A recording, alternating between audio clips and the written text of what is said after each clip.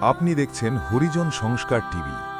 বাংলাদেশের প্রতিটি শহর, প্রতিটি পৌরসভা যখন ঘুমিয়ে থাকে ভোরের অন্ধকারে, তখন কে জেগে থাকে জানেন?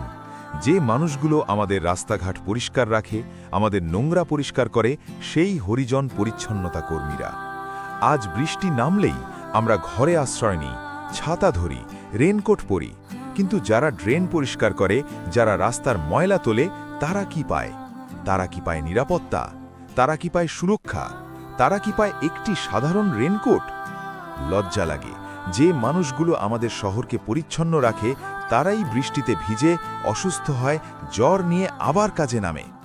আমাদের দাবি স্পষ্ট, আমাদের কথা পরিষ্কার। বাংলাদেশের প্রতিটি পৌরসভায় যত হরিজন পরিচ্ছন্নতা কর্মী আছেন, তাদের প্রত্যেককে অবিলম্বে সরকারি উদ্যোগে রেনকোট প্রদান করতে হবে। এটা দয়া নয়, এটা ভিক্ষা নয়, এটা তাদের অধিকার। মানবিক রাষ্ট্র হলে মানবিক সিদ্ধান্ত নিতে হবে। যারা শহর বাঁচায়, তাদের জীবনও বাঁচাতে হবে। আজ যদি আমরা চুপ থাকি, তাহলে অন্যায়ই জিতবে। আজ যদি আমরা আওয়াজ তুলি, তাহলে পরিবর্তন আসবেই। হরিজন সংস্কার টিভি আজ এই প্রশ্ন ছুড়ে দিচ্ছে, কেন এখনো বৃষ্টিতে ভিজে কাজ করবে আমাদের পরিচ্ছন্নতা কর্মীরা?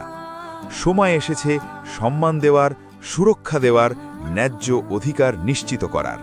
আমরা দাবি জানাই, এখনই অবিলম্বে প্রতিটি হরিজন পরিচ্ছন্নতা কর্মীর হাতে একটি রেনকোট তুলে দিন, কারণ তাদের সম্মান মানেই আমাদের সভ্যতা। আপনি দেখছিলেন হরিজন সংস্কার টিভি।